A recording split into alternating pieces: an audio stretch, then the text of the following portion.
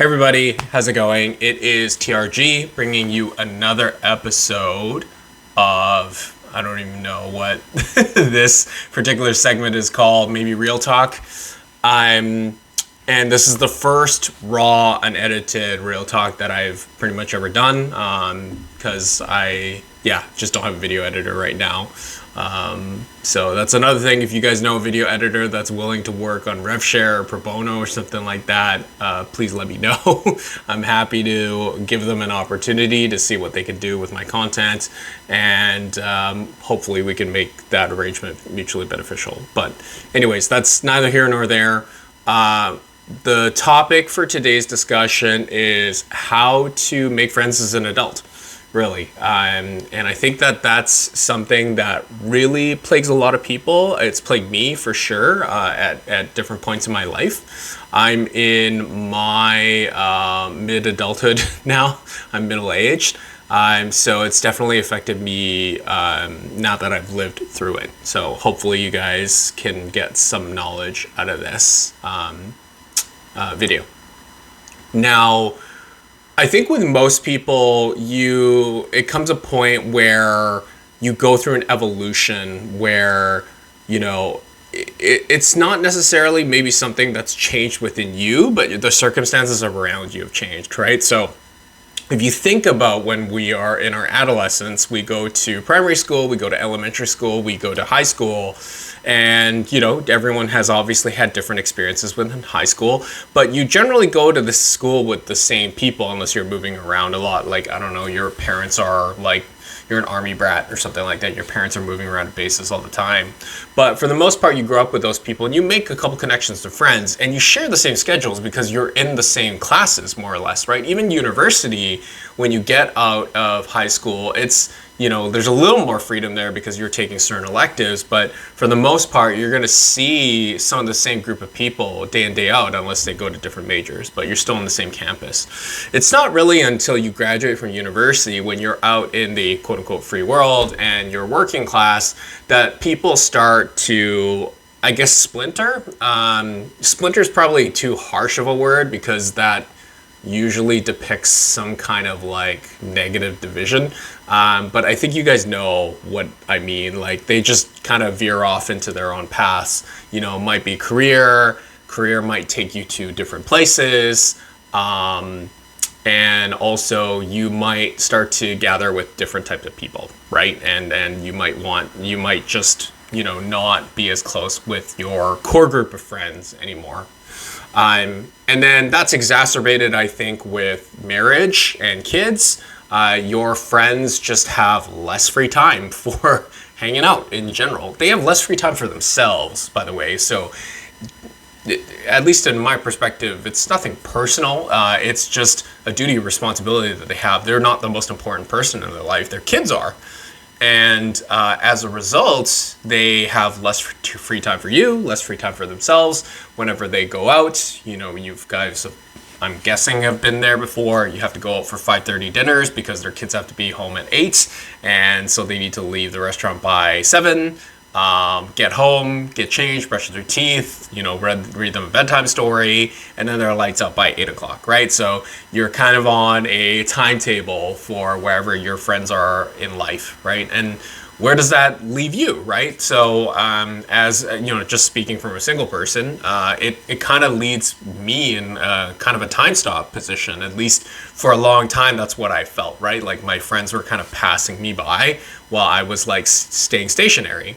I realized that was probably a wrong way to think about things, and that everyone evolves at different rates and speeds and times, and the most toxic thing that I can really do is just start to compare myself to other people. Part of the reason why I'm making this video is obviously to share some of my own experiences with you guys. Despite what people think, I'm not an expert at making friends. Maybe when I was younger, I was really good at it. But as I've gotten older, I think I've probably developed some social anxiety for a lot of different reasons. Some of it was, I spent the last 7 years doing remote work. I spend 16 hours, at home, sleeping, eating, working. And the times that I leave my house, usually I'm seeing family members and maybe some friends on the weekends and stuff like that. But the point is, I just don't have as much social interaction as I used to when I used to go to the office, for example, right? And other things I think have happened in my life. But the point of this video is obviously to share some of my knowledge and also maybe to tell you guys about some of the things that I've proactively done to be able to change my fate, so to speak, or try to make new friends, right? So number one, you're never too old to make friends. I think that's really important for you to understand. Yes, it does get harder as you age. I'm not going to lie about that. But, thinking that you're the black sheep of society, that no one wants to be friends with you, I think is a misnomer and is maybe a common misconception with a lot of people. There's nothing wrong with you. Actually, there's probably quite a few people that are going through exactly what you're going through. You're just not connected, right? To share the same plight or share the same grievances. So I think it's critical that you all understand that there's nothing deeply wrong with you, okay? And most likely just you're in a different circumstance in life right now than you were before. So I guess the first thing that I should mention to you all that that's probably important for you all to understand is I have felt that I've had problems making friends in my own city over the last 10 years or so, right? I think for a multitude of reasons, remote work being one of them. Number two, I think that Vancouver, Canada, that's where I live, is just a pretty snobbish city in general, in terms of people being very cliquey, like they have their own groups.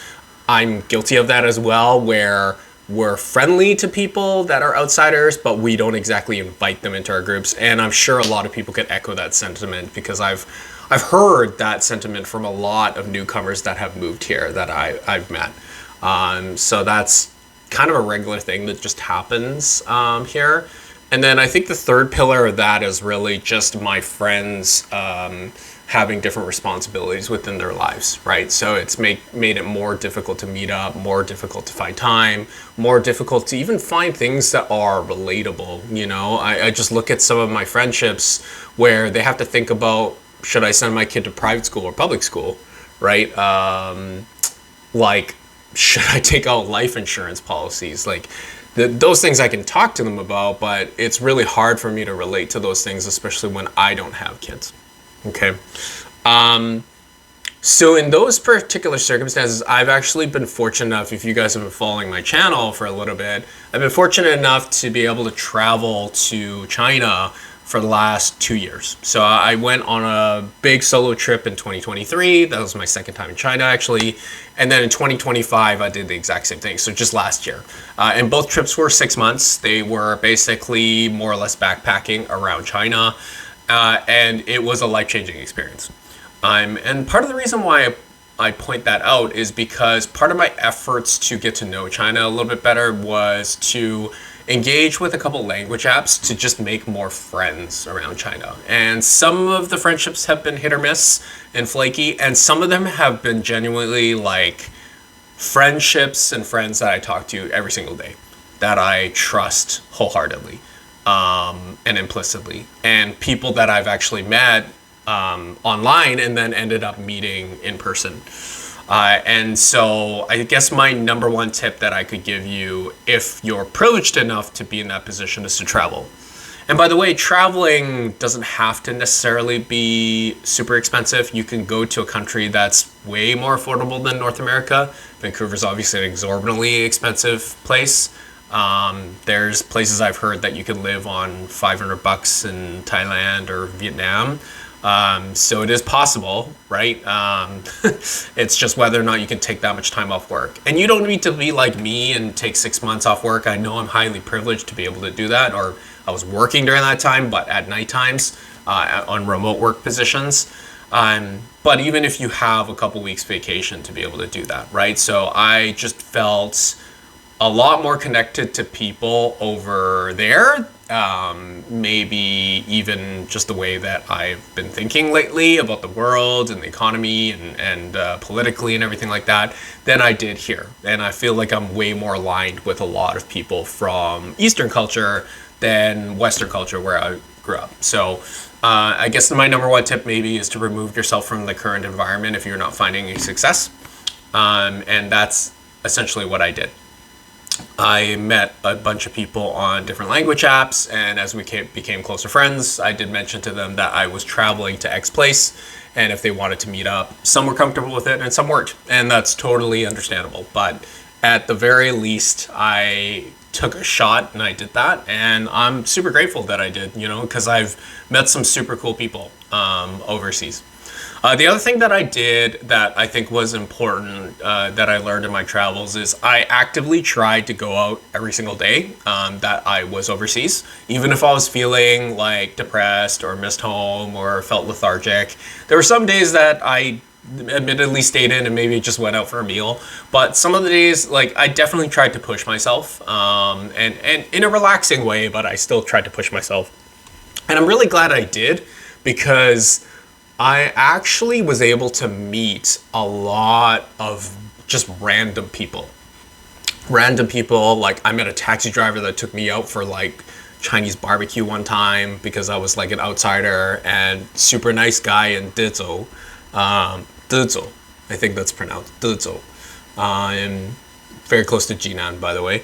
About half an hour by bullet train. But super nice guy. He knew I was an outsider, so he kind of like took me around and drove me. He was a DD driver, and then drove me to the train station the next day, and drove me to like a barbecue place and talked to me about the city and stuff like that as well as he could, because my Chinese is not great. But yeah, during that meeting, funny enough, there was a table beside me where I met a girl and her mom, and her daughter just flew back from Toronto. And her daughter's English was actually pretty decent because she'd been going to university there for the last 4 years. And I think she started working there, or she was in her last year or something like that. So her and I were talking, and my driver was actually like very grateful and relieved because there was someone to communicate with me, I guess, like in a more open way. And so I guess you just never know, right? Like you could just walk into a coffee shop and meet someone cool. And I guess that's where maybe traveling comes into place, because people, I think, naturally are just curious about you because you're an outsider, and they're curious about what life is like in your country, and you're curious about them. And there's some kind of like mutual respect or mutual interest there. That maybe aligns with your values or aligns with the opportunity to make friendships. So I'm super grateful for that. I've met a ton of people throughout my travels in China that I feel anyways I could probably still message if I went back there to certain cities and just ask them if they want to have a coffee or a milk tea or a meal, and they would make time for that, right? So that's my first tip.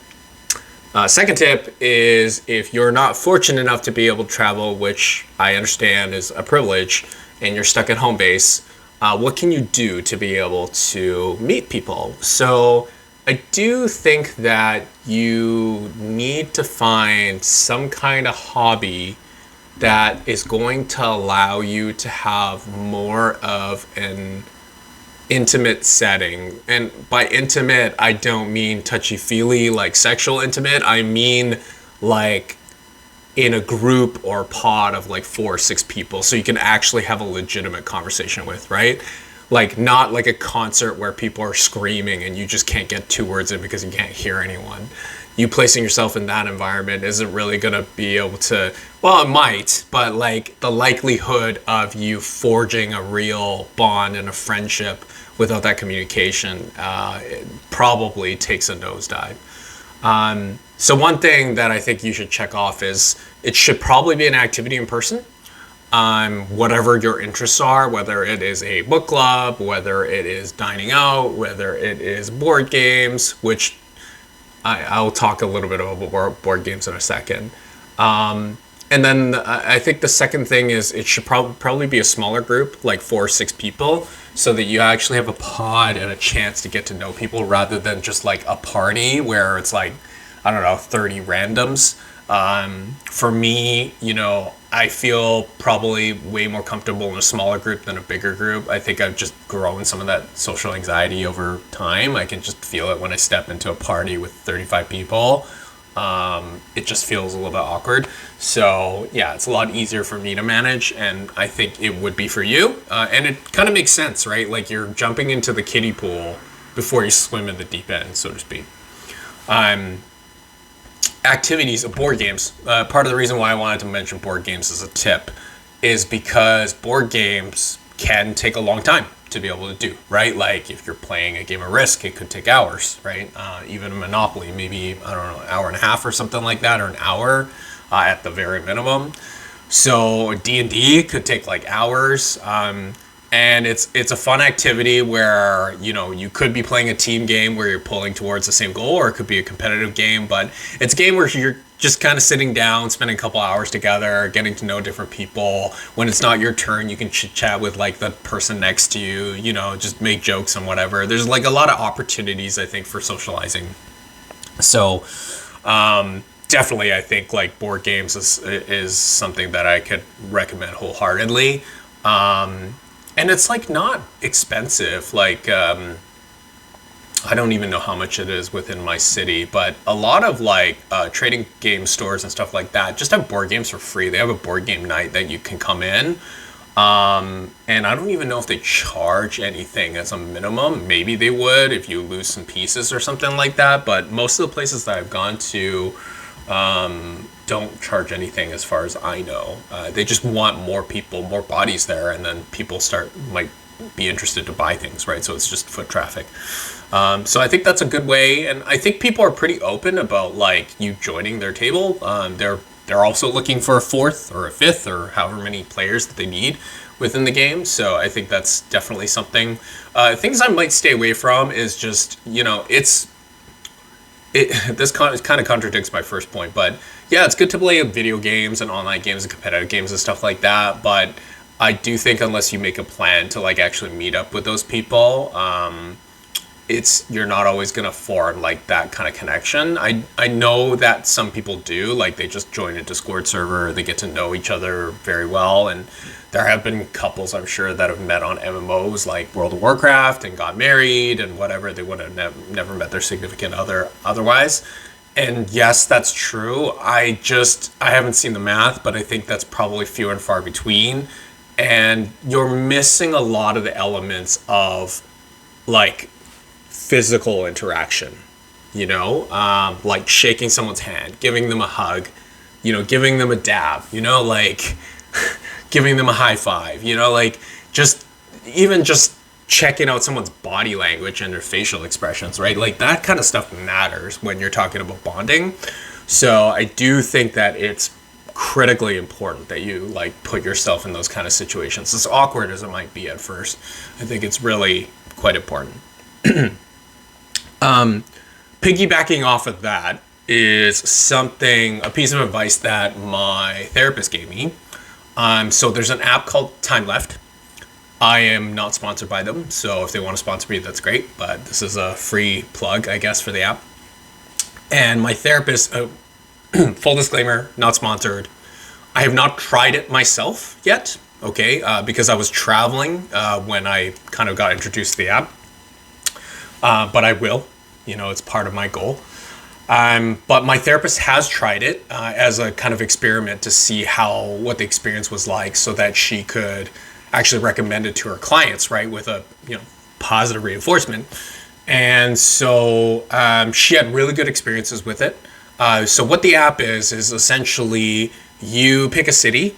And you pick a category, I guess, of dinner or price point. So there's like $1 sign, $2 sign, $3 signs. Obviously, $3 sign is probably something that's like fine dining, and $1 sign might be something that's like fast casual, right? So like fast food, or like I don't know what's the equivalent. Like Cactus Club is actually not that cheap, but I think you guys understand where I'm coming from. Maybe some price point that's like $20 or $25 or less, which is like average in Vancouver because it's insane here.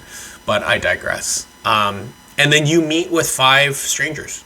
That's what you do. They're strangers too, and they are meeting five strangers as well. Like they don't know anyone else.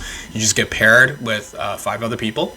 You sit down at a table for like an hour or whatever, and you chat. You have a meal together, and I don't know how the app works exactly in terms of like the chat functionality. Maybe you get to exchange numbers or whatever, or they do that automatically for you or give you contact information. It's not really for the purpose of dating or anything like that, but I think it's more so for the purpose of young professionals or middle-aged professionals actually getting to meet other people. And I've heard really positive things actually from my therapist. She faces, I think, the exact same problems that I do. She's just a middle-aged professional that's had a difficult time making new friends. And part of that was, I guess, same story as me, bouncing around to different countries for work and then coming back here or cities. So, yeah, she had really positive vibes. She said, when she went for the lower price point, it was a little bit of the younger crowd. But when she went to the higher price points, like fine dining, it was probably someone that was kind of like our age and our job title, whatever, income bracket, whatever. So, yeah, that's probably something to expect out of that app. So that's like a very important thing that I wanted to mention that I think is crucial. So time left. Go check it out if you haven't done so already. Give it a shot. Let me know in the comments below if you gave it a shot and what it turned out to be. I think that's probably important that I emphasize. Third tip that I can give you. So this is raw and edited footage, so I haven't really thought this one through entirely. But I think third tip is probably some kind of community. I know that I've been privileged enough to have the opportunity to meet my sister's friends, and they've been nice enough to invite me to their kids' birthday parties or their parties or fake weddings or that's another story for another time, but cool things. And I met like a lot of really nice people that were very open and honest and possibly going through the exact same things that I was going through. So I was really grateful for those experiences and going out to there. And yeah, I was a little bit out of my comfort zone because my sister's older than me, so it's like her little brother. But I'm super grateful that I went. At least I got those experiences and were able to kind of get out there and meet a new group of people and see. And I guess it made me closer to my sister as well, like in a bonding experience. So, whether that's a church group that you guys go to or, I don't know, choir or volunteer work or whatever, you just never know. I think the biggest takeaway from this particular video is there are 100% other people that are going through exactly what you're going through out there. So don't feel like you're alone. And I think having confidence in that fact alone makes me understand like, hey, I'm not alone out there. People are facing the exact same things. I shouldn't be afraid or worried to like go out there because like I'm just going to find someone out there that's going exactly through what I'm going through. Yeah. So that's all I have for you today. I went way over time. This is like 23 minutes. I was thinking like 15. So if you stayed to the end, you're a saint. Thank you so much, obviously, for listening to me ramble on for 23 minutes. I appreciate you taking this advice, and hopefully you can apply it to your life and let me know in the comments below if it works. If it doesn't, I'll try to revise this somehow, some way. But I'm hoping to get more content out to you guys on a weekly basis, even though it's raw and edited footage. It's just my thoughts. I think that's probably the best way for me to just get my thoughts out there and show you guys what I'm about.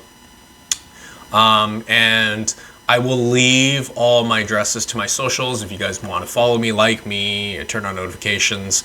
I will have someone that's going to be posting on a regular basis to let you know when another episode is going to drop. but I would like to make it on a weekly basis, as well as stream on a weekly basis, so that you guys can ask any Q&A questions, hopefully about life, and maybe I can give you some advice on it moving forward. So thank you so much for your time. It is 11:29 p.m. now, and I have work tomorrow, a couple meetings, so I'm going to be signing off now, and all the best, and good luck to everyone out there that feels lonely. You're not alone, okay? I am here for you. Peace.